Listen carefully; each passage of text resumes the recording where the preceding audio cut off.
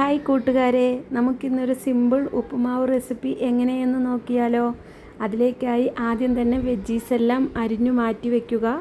ശേഷം ഒരു പാനിലേക്ക് റവ ഇട്ട് വറക്കുക.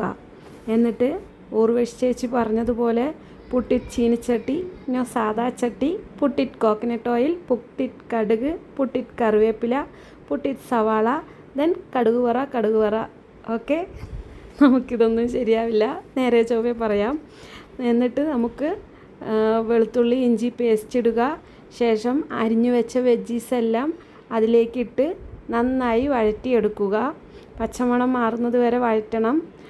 കുറച്ച് മഞ്ഞൾപ്പൊടിയും ആവശ്യത്തിന് ഉപ്പും ചേർത്തി ശേഷം ആവശ്യത്തിനുള്ള വെള്ളവും ഒഴിച്ച് അടച്ചു വെച്ച് വേവിക്കുക. കുറച്ച് സമയം കഴിഞ്ഞ് വെള്ളം തിളച്ചതിന് ശേഷം നമ്മൾ വറുത്ത് മാറ്റി വെച്ച റവ അതിലേക്കിട്ട് കുറേശ്ശെ ഇളക്കി യോജിപ്പിച്ചെടുക്കുക. എളുപ്പത്തിലുള്ള ഉപ്പുമാവ് ഇവിടെ റെഡിയായിട്ടുണ്ട്. എല്ലാവരും ഉണ്ടാക്കി നോക്കി അഭിപ്രായം പറയാൻ മറക്കല്ലേ. Thank you.